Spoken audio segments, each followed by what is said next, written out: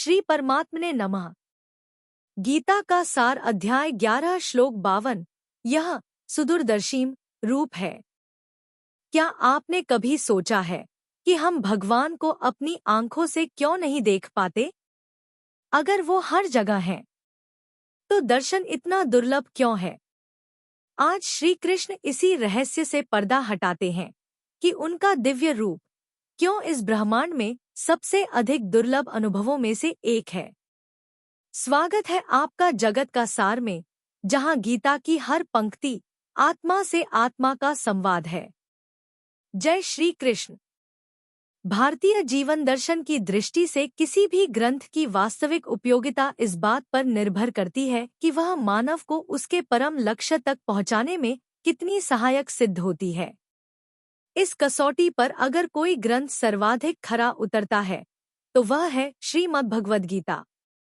यह न केवल हमें जीवन जीने की कला सिखाती है, बल्कि आत्मा की मुक्ति का मार्ग भी प्रशस्त करती है। अब रुकिए, एक सवाल है आपसे। क्या आप सच में इस दिव्य ज्ञान को अधूरा छोड़ना चाहेंगे? थोड़ा सोचिए। जब किसी को स्वयं प्रभु की वाणी सुनने का अवसर मिलता है, तो क्या वह अवसर यूं ही जाने देना चाहिए? अगर आप अब तक हमें सुन रहे हैं, तो समझ लीजिए, यह कोई संयोग नहीं, बल्कि प्रभु की विशेष कृपा है। आपके कानों तक जो शब्द पहुंच रहे हैं, वो सिर्फ आवाज नहीं, वो उस परम चेतना का संदेश है जो आपको जगाने आई है। हम तो बस माध्यम हैं, असली संदेशवाहक तो स्वयं भगवान श्री कृष्ण हैं। तो बोलिए, क्या आप इस अमूल्य अवसर को अधूरा छोड़ देंगे, या हमारे साथ अंत तक इस यात्रा में जुड़ेंगे? वीडियो को अंत तक देखें, क्योंकि आखिर में मिलेगा एक सवाल और सही उत्तर पर रिवॉर्ड। लाइक करें, शेयर करें और सब्सक्राइब जरूर करें। हम सब मिलकर प्रभु के संदेश को जनवरी से जनवरी तक पहुंचाएं। कल अर्जुन ने कहा था, अब जब मैंने आपका सौम्य रूप देखा तो मैं शांत और चेतन हो गया, यानी विराट रूप देखने के बाद वह फिर से स्वाभाविक अवस्था में लौटा। टुडेज श्लोक, चैप्टर 11, श्लोक 52 उदास स्माइली। श्री भगवानुवाच सुदुर्दर्शमिदं रूपं दृष्ट्वांसि यन्मम देवा अप्यस्य रूपस्य नित्यं दर्शनकांक्षिणः बावन। भावार्थ, भगवान श्री कृष्ण कहते हैं, जो मेरा यह रूप तुमने देखा है वह अत्यंत दुर्लभ है। देवता भी इसका निरंतर दर्शन करने की इच्छा रखते हैं। गहराई से समझें, यह केवल अर्जुन के लिए नहीं, सभी साधकों, ऋषियों और देवताओं के लिए भी यह रूप अद्भुत और अलभ्य है। क्यों? क्योंकि यह मानव प्रयास से नहीं, बल्कि भगवत कृपा से प्राप्त होता है। श्री हरि बोलो। ग्रंथराज श्रीमद्भगवद गीता जी की जय। गीता सुगीता कर्तव्या किमन्यः शास्त्र विस्तरया या स्वयं पद्मनाभस्य मुख पद्माद्विनीयः श्रिता। अथ ध्यानम्। शांताकारं भुजग शयनं पद्मनाभं सुरेशं विश्व आधारं गगन सदृशं मेघवर्णं शुभांगम। लक्ष्मीकांत कमल नयन योगिभिः ध्यान गम्यं वंदे विष्णु भव भयहरं सर्व लोकैकनाथम्। यं ब्रह्मा वरुणेन्द्र रुद्रमृतः स्तुन्वन्ति दिव्यैः स्तवैर्वेदैः सांग पद क्रमोपनिषदे गायन्ति यं सामगाः। ध्यान अवस्थित तद्गतेन मनसा पश्यन्ति यं योगिनो यस्यान्तं न विदुः सुर असुरगणा देवाय तस्मै नमः। वसुदेव सुतं देव कंस चाणूर मर्दनम देवकी परमानंदम कृष्ण वंदे जगद्गुरुम। सुदुर्दर्शमिदं रूपं दृष्ट्वांसि यन्मम देवा अप्यस्य रूपस्य नित्यं दर्शनकांक्षिणः। उच्चारण की विधि। सुदुर्दर्शम इदम रूपम दृष्टवान असि यत् मम देवा अपि अस्य रूपस्य नित्यम दर्शनकांक्षिणः बावन। इस प्रकार अर्जुन के वचन को सुनकर श्री भगवान बोले, हे अर्जुन, शब्दार्थ मम अर्थात मेरा, यत अर्थात जो, रूपम अर्थात चतुर्भुज रूप, तुमने, दृष्टवान अर्थात देखा, असि अर्थात है, इदम अर्थात यह, सुदुर्दर्शम अर्थात सुदूरदर्श है, अर्थात इसके दर्शन बड़े ही दुर्लभ हैं, देवाः अर्थात देवता, अपि अर्थात भी, नित्यम अर्थात सदा, अस्य अर्थात इस, रूपस्य अर्थात रूप के, दर्शन कांगिणा अर्थात दर्शन की आकांक्षा करते रहते हैं। अर्थ, श्री भगवान बोले मेरा जो चतुर्भुज रूप तुमने देखा है यह सुदूरदर्श है, अर्थात इसके दर्शन बड़े ही दुर्लभ हैं। देवता भी सदा इस रूप के दर्शन की आकांक्षा करते रहते हैं। 52 व्याख्या सुदूरदर्शमिद रूपं दृष्टवांसी यन्मम, यहाँ सुदूरदर्शम पद चतुर्भुज रूप के लिए ही आया है, विरारूप या द्विभुज रूप के लिए नहीं। कारण कि विराट रूप की तो देवता भी कल्पना क्यों करने लगे, और मनुष्य रूप जब मनुष्यों के लिए सुलभ था तब देवताओं के लिए वह दुर्लभ कैसे होता। इसलिए सुदूरदर्शम पद से भगवान विष्णु का चतुर्भुज रूप ही लेना चाहिए, जिसके लिए देवरूपम 11, 45 और स्वकम रूपम 11, 50 पद आए हैं। देवा अप्यस्य रूपस्य नित्यम दर्शन कांक्षिणः, भगवान ने यहाँ कहा है कि मेरा यह जो चतुर्भुज रूप है इसके दर्शन बड़े ही दुर्लभ हैं। आगे 53-54 श्लोकों में कहा है कि इस चतुर्भुज रूप के दर्शन वेद, यज्ञ, तप, दान आदि साधनों से नहीं हो सकते, प्रत्युत इसके दर्शन तो अनन्य भक्ति से ही हो सकते हैं। अब यहाँ एक शंका होती है कि देवता भी इस रूप के दर्शन की नित्य आकांक्षा, लालसा रखते हैं, फिर उनको दर्शन क्यों नहीं होते, जबकि भगवान के दर्शन की नित्य लालसा रहना अनन्य भक्ति ही है। इसका समाधान यह है कि वास्तव में देवताओं की नित्य लालसा अनन्य भक्ति नहीं है। नित्य लालसा रखने का तात्पर्य है कि नित्य निरंतर एक परमात्मा की ही लालसा लगी रहे और दूसरी कोई लालसा न रहे। ऐसी लालसा वाला दुराचारी से दुराचारी मनुष्य भी भगवान का भक्त हो जाता है और उसे भगवत प्राप्ति हो जाती है। परंतु ऐसी अनन्य लालसा देवताओं की नहीं होती, क्योंकि वे प्रायः भोग भोगने के लिए ही देवता बने हैं और उनका प्रायः भोग भोगने का ही उद्देश्य होता है। तो फिर उनकी लालसा कैसी होती है? जैसी लालसा, इच्छा प्रायः सभी आस्तिक मनुष्यों में रहती है कि हमें भगवान के दर्शन हो जाए, हमारा कल्याण हो जाए, उनकी ऐसी इच्छा तो रहती है, पर भोग और संग्रह की रुचि ज्यों की त्यों बनी रहती है। तात्पर्य है कि जैसे मार्ग में चलते हुए किसी को मणि मिल जाए, ऐसे ही गौणता से हमारी मुक्ति हो जाए तो अच्छी बात है। इस प्रकार जैसे मनुष्यों में मुक्ति की इच्छा गौण होती है, ऐसे ही भगवान दर्शन दे तो हम भी दर्शन कर लें, इस प्रकार देवताओं में दर्शन की इच्छा गौण होती है। एक मार्गे प्रयाते मणिलाभ वन में लभेत मोक्षो यदि तरही धन्य। देवता लोग, हम इतने ऊंचे पद पर हैं, हमारे लोक, शरीर और भोग दिव्य हैं, हम बड़े पुण्यशाली हैं, अतः हमें भगवान के दर्शन होने चाहिए, ऐसी कोरी इच्छा ही करते हैं, इसलिए उनको कभी दर्शन होंगे नहीं। कारण कि उनमें देवत्व, पद आदि का अभिमान है। अभिमान से, पद आदि के बल से भगवान के दर्शन नहीं हो सकते।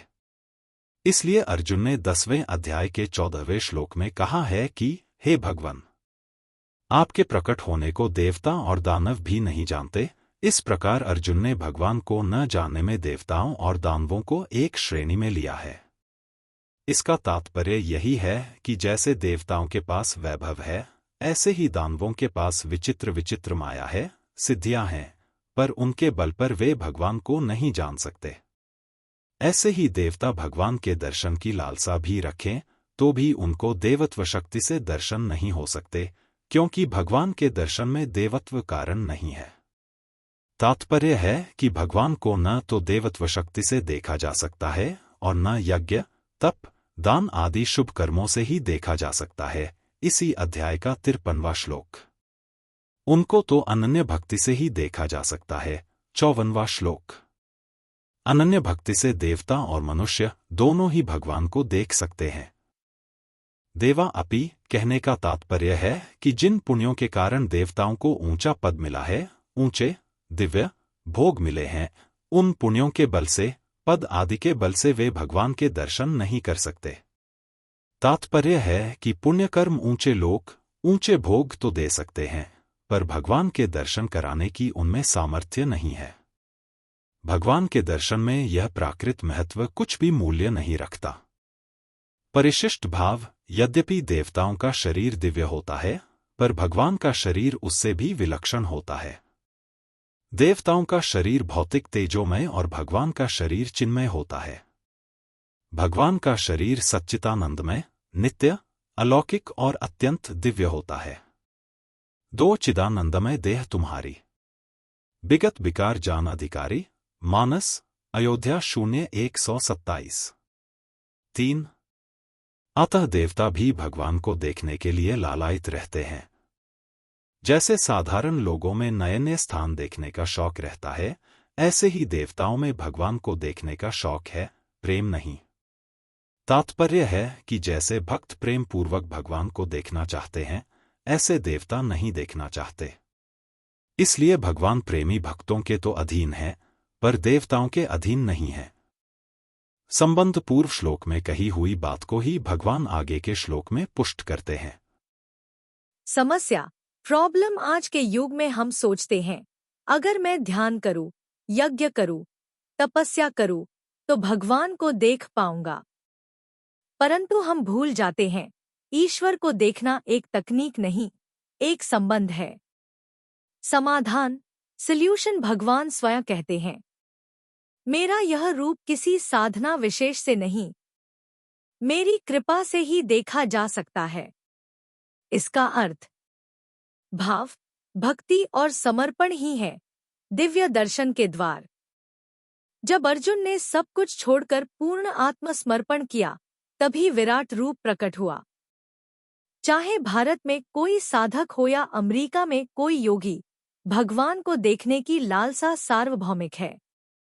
परंतु गीता कहती है, वह रूप जिसे देवता भी तरसते हैं, अर्जुन को मिला, क्योंकि उसने प्रेम और विश्वास के साथ समर्पण किया। आज की सीख, प्रैक्टिकल लाइफ लर्निंग दिव्य अनुभूति साधना से अधिक कृपा का विषय है। हमें चाहिए प्रेम, विनम्रता और शरणागति। भक्ति कोई स्वार्थी सौदा नहीं, पूर्ण आत्मनिवेदन है। आज भी अगर हम अपने भीतर के अहंकार को छोड़े, तो भगवान का विराट नहीं, पर आत्मीय रूप दिख सकता है। मंत्र, ईश्वर को देखना है तो नेत्र नहीं, हृदय शुद्ध होना चाहिए। आज के शॉर्ट्स में पूछा गया सवाल था। प्रश्न, भगवान का कौन सा स्वरूप सुदूरदर्शी कहलाया गया? अ. सौम्य मानव रूप, बी. चतुर्भुज विष्णु रूप, सी. विराट रूप, डी. लौकिक स्वरूप।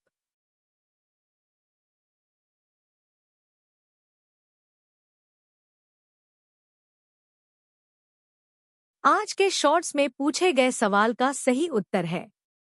सही उत्तर सी. विराट रूप। व्याख्या, यह दिव्य विराट स्वरूप इतना अद्वितीय और गूढ़ था कि दुख से दूर दूर तक मनुष्यदेव इसके दर्शन की कामना करते हैं, पर केवल अर्जुन ही इसे देख सका। कल भगवान और स्पष्ट करेंगे क्यों यज्ञ, तप, दान या वेद अध्ययन से भी यह रूप नहीं देखा जा सकता। जानिए कल। कृपा और योग का संबंध, और कौन सा मार्ग है भगवान के वास्तविक दर्शन का? शॉर्ट्स, सुबह 5:55 बजे। डिटेल्ड वीडियो सुबह 11:11 बजे। अगर आज का श्लोक आपको यह समझाने में सफल रहा कि ईश्वर को देखने के लिए आंखों से नहीं, भाव से देखना होता है, तो इस वीडियो को लाइक करें, चैनल को सब्सक्राइब करें और कमेंट करें, हे कृष्ण, मुझे आपकी कृपा से दर्शन दो, दृष्टि से नहीं, हृदय से। मिलते हैं कल जगत का सार में, जहां गीता हर दिन एक नया अंतर्राष्ट्रीय संवाद बनाती है, आत्मा से आत्मा का। अगर आप हमारे ज्ञान से प्रेरित होकर श्रीमद् भगवद गीता का सार और दैनिक जीवन में उपयोग सीखना चाहते हैं, तो नीचे दिए लिंक से पढ़ें ये पुस्तकें।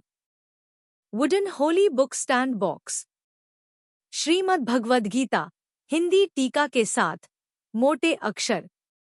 Speaking Bhagavad Gita in 16 languages. Shrimad Bhagavad Gita Tattvavivechani Hindi टीका पैडछेड़ अनवाया सहित। हर दिन हम गीता के एक नए श्लोक की गहराई से व्याख्या करते हैं, जिससे आपको आध्यात्मिक और व्यावहारिक जीवन में मार्गदर्शन मिले। कमेंट करें और अपने अनुभव साझा करें। क्या आपने कभी गीता से किसी समस्या का समाधान पाया है? कहते हैं कि अगर आप किसी समस्या से गुजर रहे हैं, तो श्रीमद् भगवद गीता का चमत्कारिक प्रभाव यही है कि प्रभु जी का नाम लेकर कोई भी पृष्ठ खोले और उसके दाहिने पृष्ठ पर जो पहली पंक्ति होगी, वही आपकी समस्या का समाधान होगी। क्या आपने कभी इसे आजमाया है? अगर हाँ, तो हमें बताएं कि आज आपने कौन सा श्लोक पढ़ा और उससे क्या सीखा। कमेंट करें और अपने अनुभव हमारे साथ साझा करें। हो सकता है कि आपका अनुभव किसी और के लिए मार्गदर्शन बन जाए। चैनल को सब्सक्राइब करें और बेल आइकन दबाएं। यदि आप इस दिव्य यात्रा का हिस्सा बनना चाहते हैं, तो तुरंत चैनल को सब्सक्राइब करें और नोटिफिकेशन ऑन करें।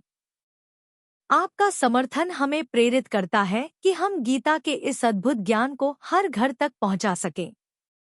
अगर आज का श्लोक आपके मन को छू गया हो, तो वीडियो लाइक करें, 2 लोगों को शेयर करें और कमेंट में अपना उत्तर जरूर लिखें।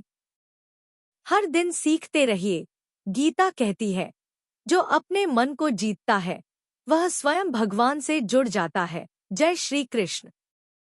मिलते हैं अगले वीडियो में। तब तक के लिए श्री कृष्ण के आशीर्वाद से जीवन में सकारात्मक बदलाव लाएं और गीता ज्ञान को अपनाएं। जय श्री कृष्ण। हर हर गीता, हर घर गीता।